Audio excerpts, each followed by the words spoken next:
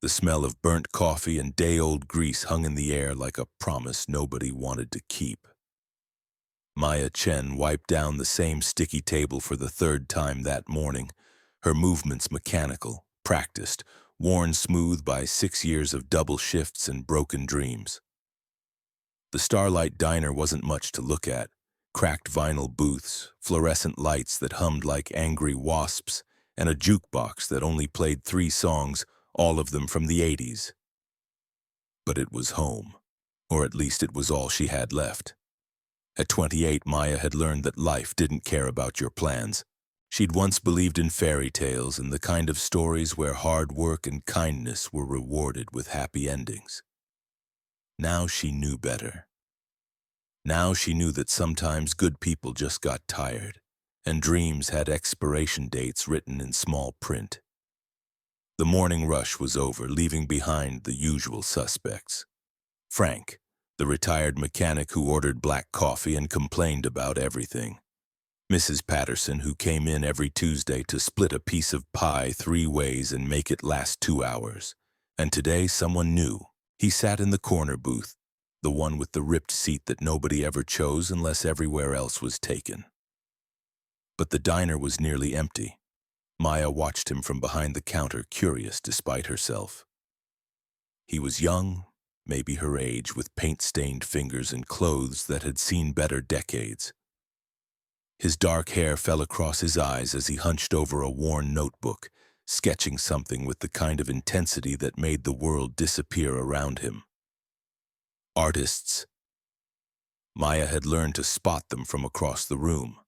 They had a particular brand of hunger, not for food, but for something harder to name, something she recognized because she'd felt it once herself, back when she believed her business degree would lead somewhere other than this fluorescent purgatory. She approached his table with the coffee pot, her practiced smile already in place. "Morning, what can I get you?" He looked up, startled, as if he'd forgotten where he was. His eyes were the color of storm clouds, intense and searching. "Oh, just coffee, please, black." Maya poured the coffee, noting how his hand trembled slightly as he reached for the cup. When was the last time he'd eaten?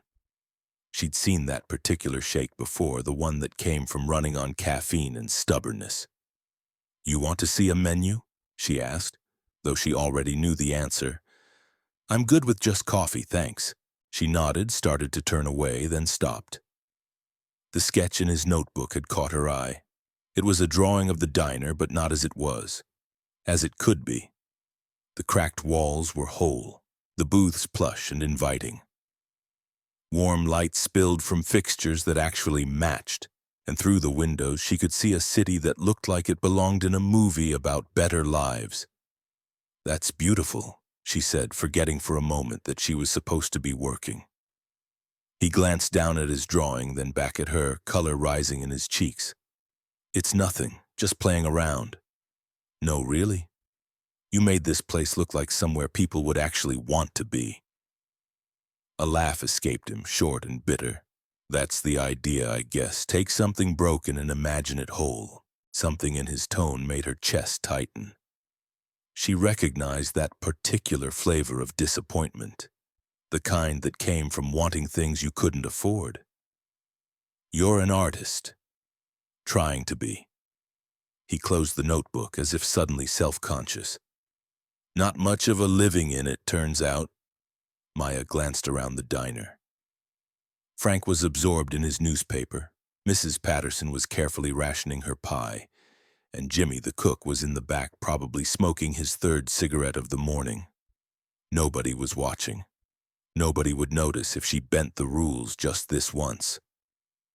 "When's the last time you ate something?" she asked quietly. "I'm fine," he said too quickly. "That's not what I asked." He looked at her for a long moment, something shifting in his expression. "Yesterday, I think. Maybe the day before." Maya felt something crack inside her chest, something that had been carefully sealed away. She'd built walls around her heart, thick ones because caring hurt too much in a world that didn't care back. But this stranger with his storm cloud eyes and paint-stained fingers had found a crack in her defenses. "Wait here," she said. She walked back to the counter, grabbed a plate, and headed into the kitchen. Jimmy looked up from his cigarette, surprised. "Thought the morning rush was over." "Just making something for a customer," she said, already pulling eggs from the cooler. "What customer? The artist kid? He order something?" "He will." "Order?" Jimmy raised an eyebrow but didn't argue. Maya had been here longer than anyone except the owner, and she'd earned the right to make her own decisions about small things. She cracked eggs into the pan, added cheese from the good block they saved for the more expensive omelets, and threw in some of the ham Jimmy had been saving for his own lunch. While the eggs cooked, she thought about her own story. How she'd come to the city with stars in her eyes and a business plan in her briefcase. How she'd interviewed at a dozen companies, each rejection polite but final. How her savings had dwindled until waiting tables wasn't temporary anymore, it was survival. How her mother called every Sunday asking when she was coming home, and how Maya kept lying about being close to a breakthrough.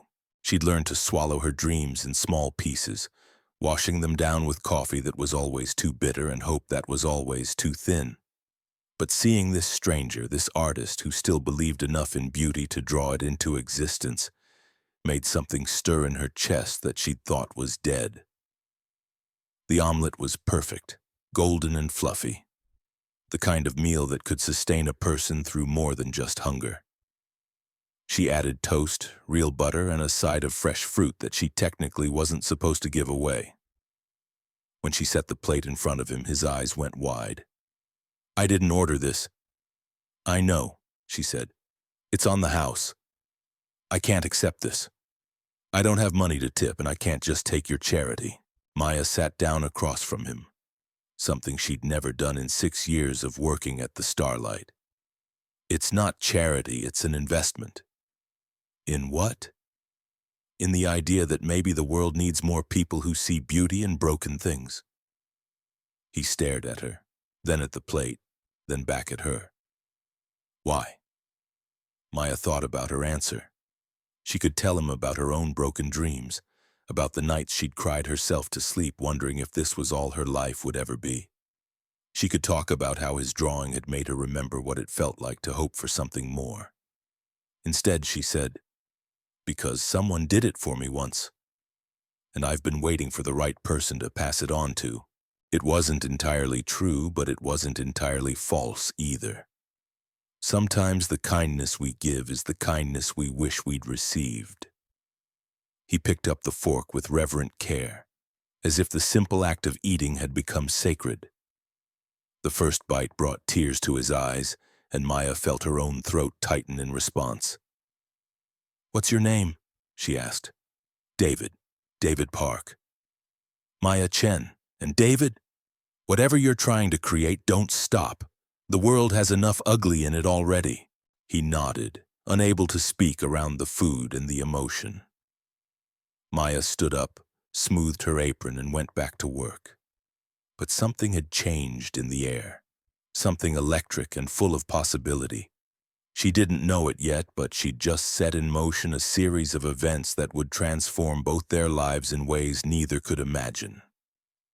Outside, the city hummed with its usual indifference, millions of people rushing past each other without really seeing, each wrapped in their own struggles and dreams.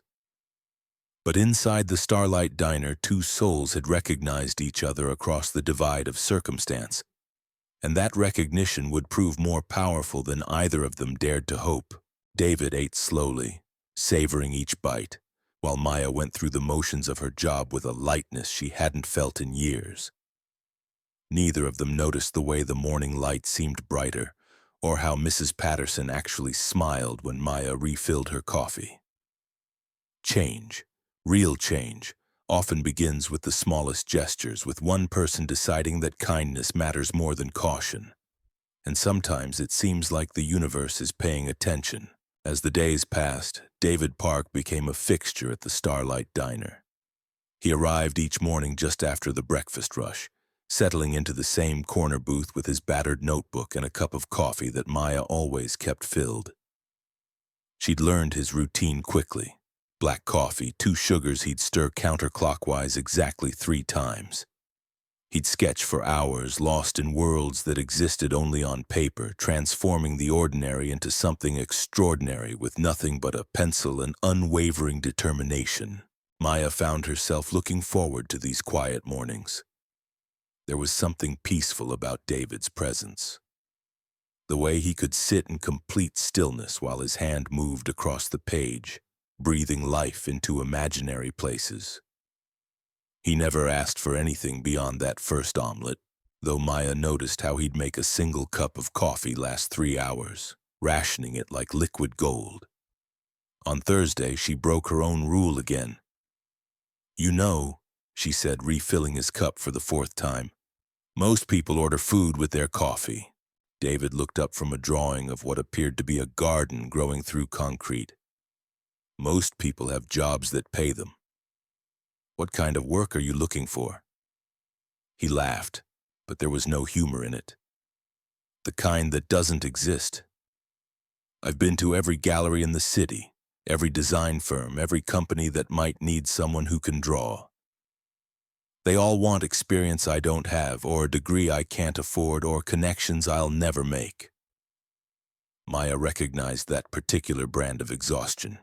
She'd worn it herself back when she still believed her business degree meant something to employers who wanted 5 years of experience from a 22-year-old. "What's your dream job?" "If you could do anything." "Honestly?" David set down his pencil, considering. "I want to create spaces that make people feel something. Not just buildings or rooms, but places that change how you see the world when you're in them. Architecture, maybe, or environmental design. Something where art meets function. Like your drawing of this place?" "Exactly like that." His eyes lit up for the first time since she'd known him. "I see potential everywhere. This diner could be incredible with the right vision. Those apartments across the street could be home to families instead of just shelter. That empty lot down the block could be a community garden where kids learn to grow things." Maya felt something shift inside her chest. A stirring of recognition. This was what passion looked like when it hadn't been ground down by reality yet. "You should keep trying." "With what money?" "I've got maybe 2 weeks left before I have to go back home, and home is a small town where the biggest artistic achievement is painting the water tower every few years." The defeat in his voice was so complete, so familiar, that Maya made another decision that defied every practical instinct she'd developed. "What if I told you I knew someone who might be interested in your work?" David's head snapped up. "What do you mean?" Maya was already regretting the words, but she pressed on. "There's this customer who comes in sometimes. Older guy, always well-dressed, drives a nice car. He mentioned once that he's in real estate development. Maybe he'd look at your sketches." It was a lie, of course. Maya knew no such person. But she'd heard conversations at neighboring tables, caught fragments of phone calls from businessmen grabbing quick lunches. She knew enough to sound convincing, and desperation made David want to believe. "You'd do that for me?" "I'd ask him next time he's in. Can't promise anything." David's smile was like sunrise after a long night. "Maya, I don't know how to thank you." "Don't thank me yet, just keep drawing." That afternoon, Maya did something she'd never done in 6 years of working at the Starlight. She used her break to walk to the public library and spend an hour researching local development companies. She learned about zoning laws and architectural firms, about the difference between commercial and residential design. She printed out articles about young artists who'd made it big. Success stories that felt like fairy tales but were documented fact. By the time she returned to work, Maya had a plan that was either brilliant or completely insane. "Jimmy," she said, finding the cook in his usual spot by the back door. "You know people, right? Like people in the city who do important things?" Jimmy's cigarette paused halfway to his lips. "What kind of people?" "The kind who might hire an artist. Someone who could use creative work." "This about your boy in the corner booth?" Maya flushed. He's not my boy. He's just someone who deserves a chance. Uh-huh. Jimmy took a long drag. Matter of fact, I do know someone. My brother-in-law works construction for this fancy firm downtown. Says they're always looking for people who can do the pretty drawings for their projects. Architectural stuff. Maya's heart jumped. Could you ask him? Could. Might cost you, though. How much? Cover my shifts next weekend so I can take my wife to Atlantic City. She's been after me for months. Maya calculated quickly. Working Jimmy's weekend shifts meant 16 hours of overtime plus her regular schedule. She'd be exhausted, but David would have a real lead. Deal, Jimmy grinned. I'll make some calls. The next morning, David arrived looking different, cleaner somehow, though his clothes were the same paint-stained collection he always wore. His hair was combed back, and he'd shaved, revealing sharp cheekbones and a jawline that made Maya's stomach flutter. You look nice, she said, pouring his coffee. I wanted to look professional, in case your friend comes in today. Maya's stomach clenched. She'd created this fiction, and now David was hanging his hopes on a person who didn't exist. Actually, I have better news. I talked to someone who knows someone at an architectural firm downtown. They might be interested in looking at your portfolio. David went very still. Are you serious? My friend Jimmy's brother-in-law works construction for them. He said they hire artists sometimes for design work. What's the company called? Maya's mind raced. She pulled out the printouts from yesterday's research, scanning for a name that sounded impressive but not too big to be believable. Morrison and Associates. They do commercial development, some residential projects.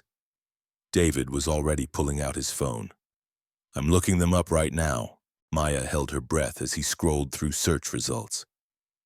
Morrison and Associates was real, a mid-sized firm with a decent reputation and, according to their website, a commitment to innovative design. She'd chosen well. They're perfect, David breathed. Look at this project they did last year. It's exactly the kind of work I want to do. Jimmy's going to call his brother-in-law today. If you want, you could put together your best sketches, maybe write up some ideas about your design philosophy. I could do that. I have been doing that, just not in any organized way. David's hands were shaking again, but this time from excitement rather than hunger. Maya, if this works out, if I actually get a job doing what I love, I'll never forget what you've done for me. Just promise me you'll keep creating beautiful things. I promise. As David bent over his notebook with renewed energy, Maya felt the weight of what she'd set in motion. She'd lied to give him hope, but now she had to make that hope into reality. Jimmy's brother-in-law was just the first step. She'd need to research the company more thoroughly, figure out how their hiring process worked, maybe even find a way to get David's portfolio in front of the right person. It was crazy. It was risky. It was the kind of thing that could backfire spectacularly and leave David more crushed than before. But as she watched him sketch with passionate intensity, transforming the Starlight Diner into something magical with nothing but pencil and paper, Maya knew she'd do whatever it took to help this dream become real. Because sometimes kindness requires more than just good intentions. Sometimes you had to be willing to risk a little bit for someone else's happiness, even when you barely knew their last name.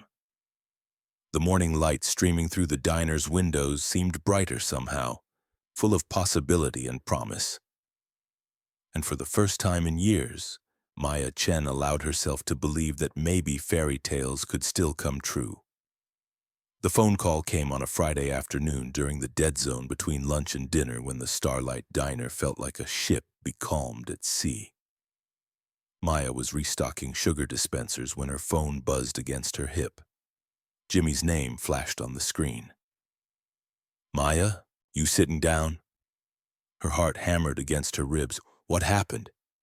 Did your brother-in-law call Morrison and Associates? Better than that. He showed some of those sketches you described to his supervisor. Turns out the guy went to art school himself back in the day. He wants to see the kid's full portfolio. Maya gripped the phone so tightly her knuckles went white. You're not joking.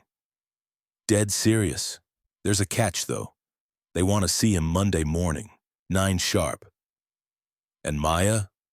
They're not just looking at his drawings.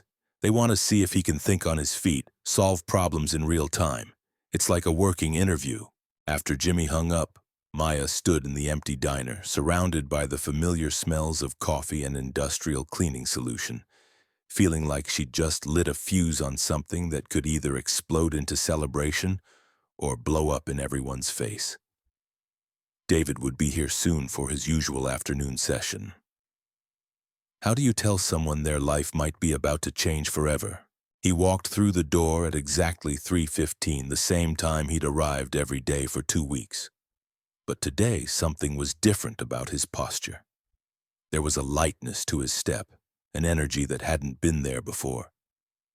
He'd been drawing with purpose lately, creating not just pretty pictures but architectural solutions, environmental designs that addressed real problems.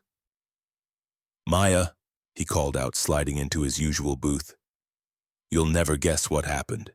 Tell me, she said, though her pulse was already racing. I spent all morning at the community center downtown sketching their space. And this woman, she works for the city planning department. She saw what I was doing and started asking questions. Real questions about how I'd improve traffic flow, how I'd make the space more accessible for elderly visitors. Maya felt a strange mix of pride and panic. David was already attracting attention on his own merit. What if Morrison and Associates wasn't the right opportunity? What if she'd pushed him towards something that would dim his natural shine? That's wonderful, she managed. The best part is I knew the answers. Not because I've studied urban planning formally, but because I've been watching how people move through spaces my whole life. I see things other people miss. This was her moment. Maya took a deep breath. David, I have news about that job lead. His pencil stopped moving across the page. Good news or bad news? Potentially incredible news, but also terrifying news. She told him about Jimmy's call, watching his expression cycle through disbelief, excitement, terror, and something approaching euphoria. When she finished, David sat in complete silence for nearly a minute. Monday morning, he finally whispered. Monday morning. That's 3 days away. 3 days to prepare. David's hands were shaking again, but this time the tremor seemed to come from pure adrenaline. I need to organize my portfolio. I need to research their recent projects, understand their design philosophy. I need to practice talking about my work without sounding like an amateur who's been drawing in diners. You're not an amateur, Maya said firmly. You're an artist who sees potential where other people see problems. That's not something you can teach someone. But what if I blow it? What if I walk in there and they realize I'm just some kid with big dreams and no real experience? Maya looked at this young man who'd transformed her understanding of possibility, who'd made her believe again in the power of small kindnesses to change the world. Then you'll know you tried. And you'll keep trying until someone sees what I see when I look at your work. What do you see? Someone who makes broken things beautiful. That weekend, the Starlight Diner became David's headquarters. He spread his sketches across 3 tables, organizing them by theme and complexity. Maya worked her double shifts, covering for Jimmy while stealing moments to look over David's shoulder, offering opinions on which drawings best showcased his vision. Saturday evening, after the dinner rush died down, she found him staring at a blank piece of paper with the intensity of someone trying to solve the mysteries of the universe. What's wrong? She asked. They're going to ask me about this place, he said, about how I'd redesign the Starlight. It's the drawing that started everything, but now I'm looking at it with fresh eyes and I don't think it's good enough. Maya looked at the sketch he'd been working on for weeks. To her untrained eye, it was perfect. He'd turned their shabby diner into something that belonged in a magazine, warm and inviting and full of life. What's missing? Heart, David said without hesitation. The design is technically sound, but it doesn't capture the real magic of this place. What magic? David gestured around the empty diner. This is where people come when they need something they can't name. Frank comes here because his apartment is too quiet since his wife died. Mrs. Patterson comes here because it's the only place where someone notices if she doesn't show up. You work here because you're building something even if you don't know what it is yet. Maya felt something crack open in her chest. How do you see all that? Same way you saw that I was hungry that first morning. Some people are good at reading spaces. You're good at reading hearts. Sunday night, David appeared at Maya's apartment door with a pizza and a bottle of wine that probably cost more than he could afford. Her place was a studio above a laundromat, small and cramped but clean, with plants on every available surface and books stacked in precarious towers. I wanted to thank you, he said. Whatever happens tomorrow, you changed my life. They sat on her fire escape, eating pizza and watching the city lights flicker below. David had brought his sketchbook and he drew while they talked, his hands moving automatically across the page. Can I ask you something? Maya said. Why art? Why not something practical, something that pays well? David was quiet for a long moment. My dad was an accountant. Steady job, good benefits, retirement plan. He worked in the same gray office for 30 years, and every morning he looked like he was going to his own execution. That sounds familiar. When I was 8, he took me to see this building downtown that was being demolished. It was this beautiful old theater, all ornate details and painted ceilings. He stood there watching them tear it down, and he started crying. Just standing on the sidewalk, tears streaming down his face. Maya felt her throat tighten. I asked him why he was sad, and he said, because no one makes things like this anymore. We just build boxes now, efficient boxes that do their job but don't feed anyone's soul. That night he helped me build a model theater out of cardboard. It was the happiest I ever saw him. What happened to him? Heart attack when I was 16. The doctor said it was stress, but I think it was something deeper. I think he died from spending his whole life in the wrong place. Maya understood then why David's sketches were so full of life, why he could transform any space into something that mattered. He wasn't just designing buildings. He was trying to save souls. I'm scared, she admitted. Of what? That tomorrow will change everything. That you'll get this job and move on, and I'll go back to just serving coffee to people who don't see me. David stopped drawing and looked at her. Maya, you saved me. Not just with the omelet or the job lead, but by believing I was worth saving. Whatever happens tomorrow, wherever life takes us, that doesn't change. Promise me something, she said. Anything. Promise me that when you're designing those beautiful spaces, you'll remember that the most important thing isn't how they look, it's how they make people feel. I promise. Monday morning arrived gray and drizzling, the kind of weather that made the whole city look like it needed a fresh coat of paint. Maya had barely slept, her mind cycling through everything that could go wrong. She arrived at the diner early, needing the familiar routine of opening procedures to calm her nerves. David appeared at 7:30 wearing a suit that looked borrowed and carrying a leather portfolio case that was definitely borrowed. His hair was slicked back, his shoes polished to a mirror shine. He looked professional and terrified and heartbreakingly young. How do I look? He asked. Like someone who's about to change the world. Maya poured him coffee in a to-go cup, their ritual transformed by circumstance. Remember what we talked about. Don't just show them what you can draw, show them how you think. Right. Problem solving, not just pretty pictures. And David? Trust yourself. You see things other people miss. That's not a weakness. That's your superpower. He left at 8:15, walking out into the morning rain with his portfolio clutched against his chest like armor.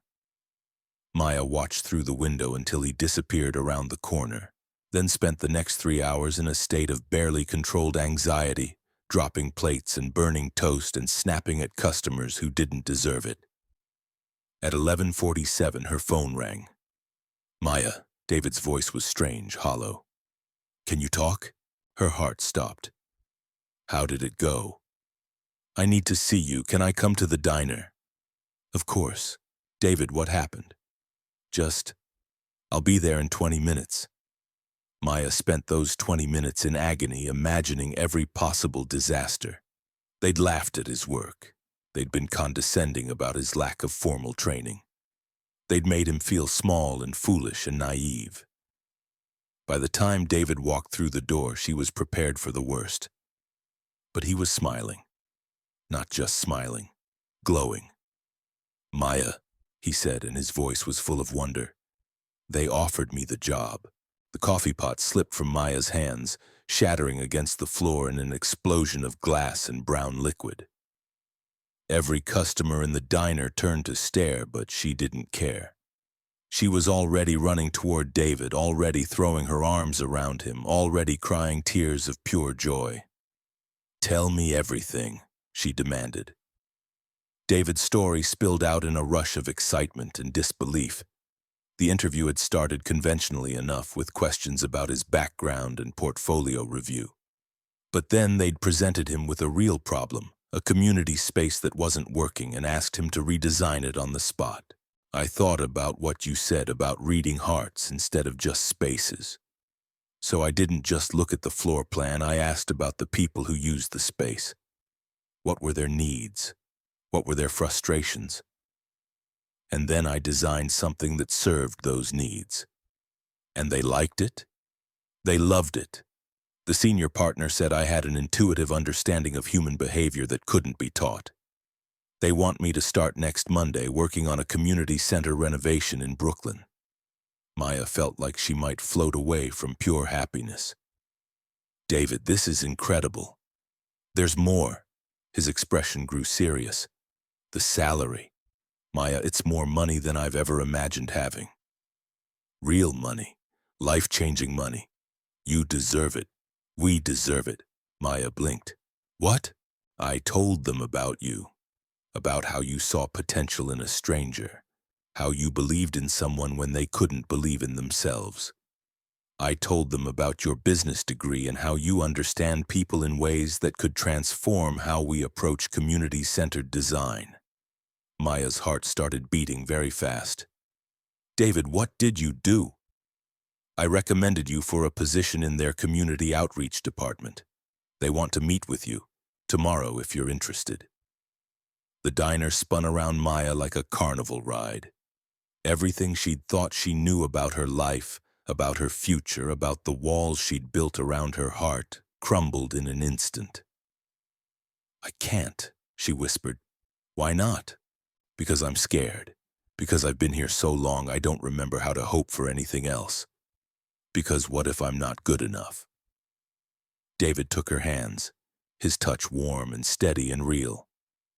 "Maya, you saved me with an omelet and a lie about knowing someone in real estate. Imagine what you could do with an actual job that matched your talents." Outside, the rain had stopped, and sunlight was beginning to break through the clouds, streaming through the diner's windows and illuminating the dust motes that danced in the air like tiny celebrations. Maya looked around at the cracked vinyl booths, the humming fluorescent lights, the jukebox that only played 3 songs. This place had been her prison and her sanctuary, her security and her limitation. "What happens to us?" she asked quietly. "What do you mean? If I take this job, if we both start new lives, what happens to this? To us?" David smiled, the expression transforming his entire face. "Maya, I've been drawing my whole life, but I never understood what art was really for until I met you. It's not about making pretty things. It's about making connections. It's about seeing the beauty in people and reflecting it back to them until they can see it themselves. That's not an answer. Yes, it is. You and me, we're connected now. Not by circumstance or convenience, but by something deeper. Whatever happens next, that doesn't change. Maya thought about her mother's weekly phone calls, about the lies she'd been telling about being close to a breakthrough. She thought about her business degree gathering dust in a drawer, about dreams she'd buried under the weight of practical necessity. She thought about David's drawing of the Starlight Diner, how he'd seen not what was, but what could be. "Okay," she said, "okay. I'll take the meeting." David's smile could have powered the entire city. "Really? Really, but I have one condition." "Name it." "Whatever happens, we don't lose this. The part where we see the best in each other. The part where we believe in possibilities. Promise me we'll keep that." "I promise." As they stood there in the middle of the Starlight Diner, surrounded by the detritus of Maya's old life and the promise of something entirely new, neither of them noticed the black sedan that had been parked across the street for the past hour. Neither of them saw the impeccably dressed woman who had been watching their reunion through tinted windows making notes on a tablet. Eleanor Morrison, senior partner at Morrison & Associates, had made it a practice to personally observe potential hires in their natural environment. She'd seen David's portfolio, been impressed by his interview performance, and decided to see how he handled success. What she hadn't expected was to witness something that reminded her why she'd gotten into architecture in the first place. She'd watched Maya drop the coffee pot, seen the pure joy on both their faces, observed the way they looked at each other like they'd just discovered fire. But more than that, she'd recognized something in Maya's demeanor that her 30 years in business had taught her to value above all else: integrity. The real thing, not the corporate gimmicky approximation. Eleanor made another note on her tablet, then instructed her driver to take her back to the office. She had phone calls to make, arrangements to set in motion. Tomorrow's interview with Maya Chen was going to be very interesting indeed, but that was tomorrow's story. Today belonged to David and Maya, to dreams that had been given wings by kindness, to the radical idea that sometimes the world really was paying attention after all. The interview at Morrison & Associates took place in a glass tower that seemed to scrape the belly of heaven itself. Maya had never been in a building where the elevator required a key card just to reach certain floors, where the lobby marble gleamed like captured moonlight, where even the security guards wore suits that cost more than her monthly rent. Eleanor Morrison's office occupied an entire corner of the 32nd floor, with windows that offered a view of the city that made Maya feel like she was looking down at her own life from an impossible height.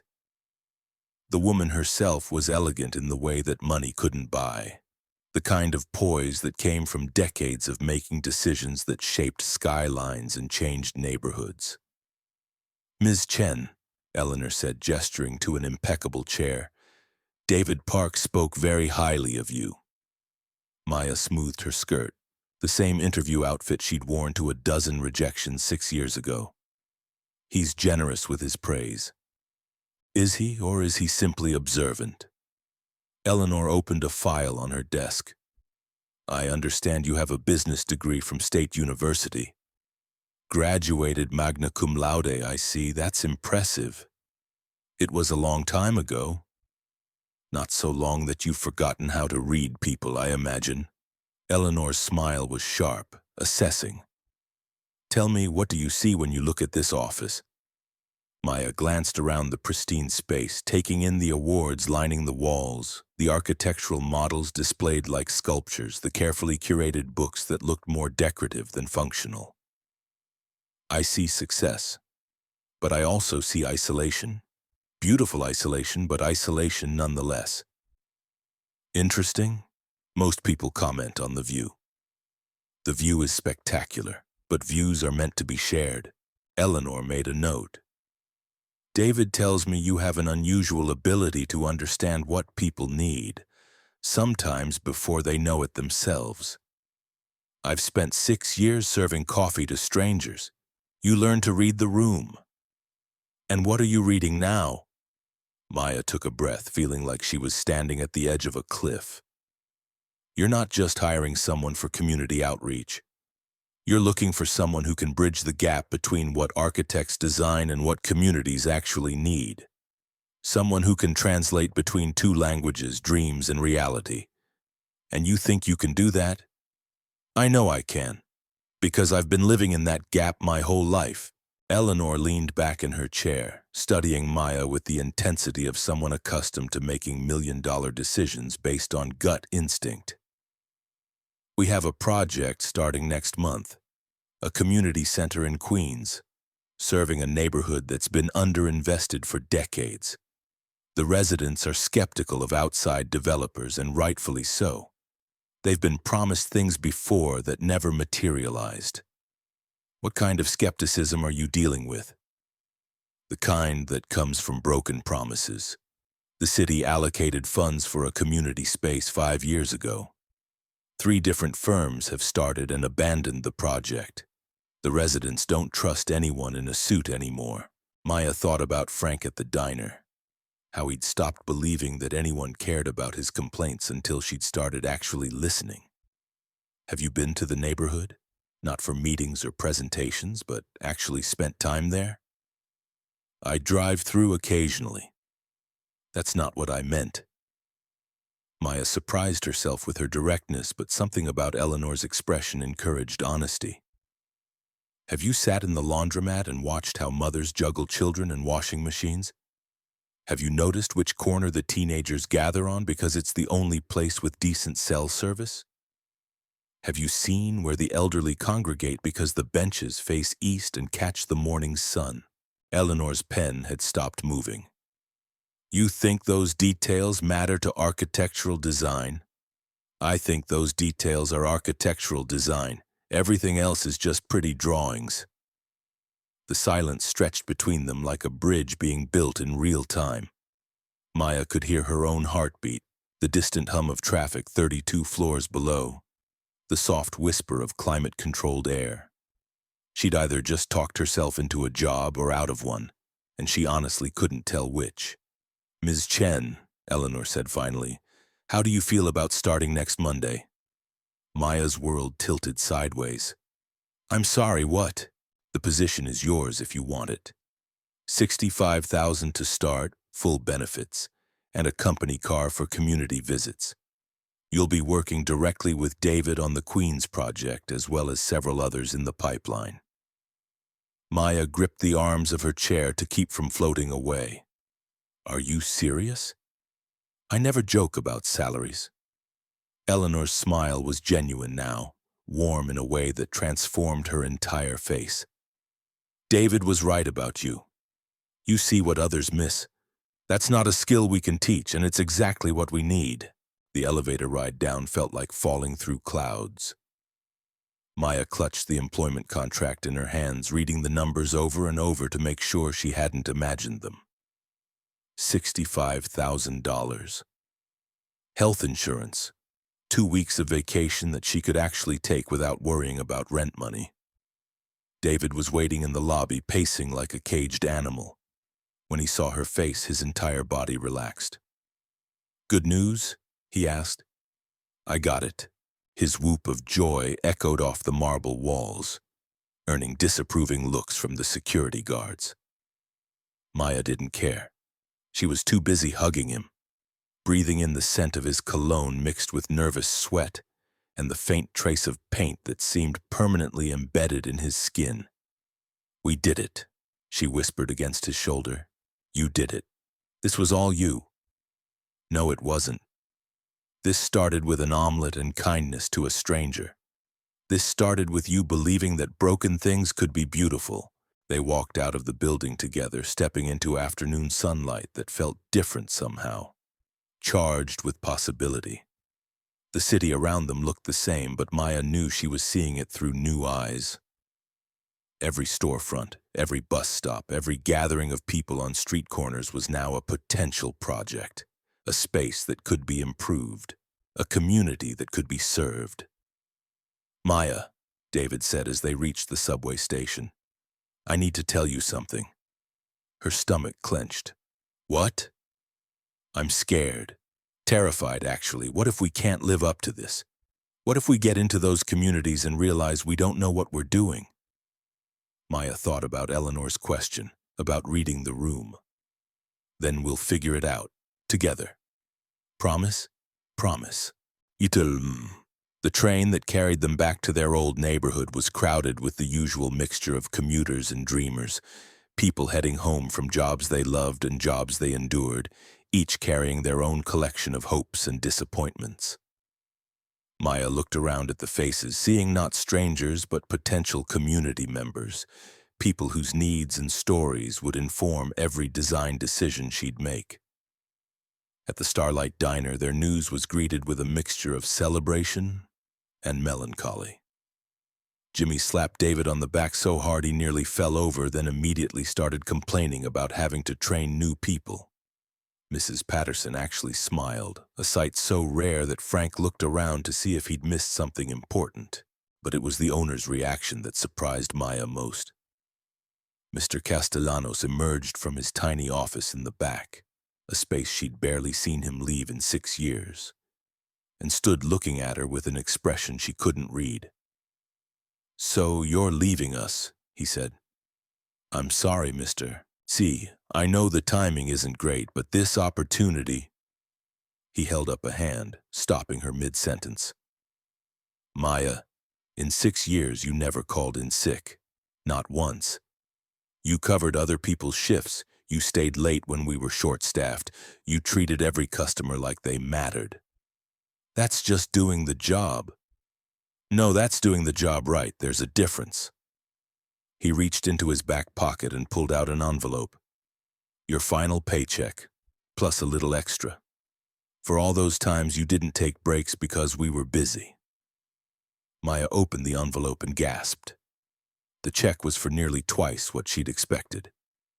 Mr. C, I can't accept this. You can and you will. You made this place special. That evening, Maya stood in her tiny apartment, looking at the acceptance letter from Morrison and Associates.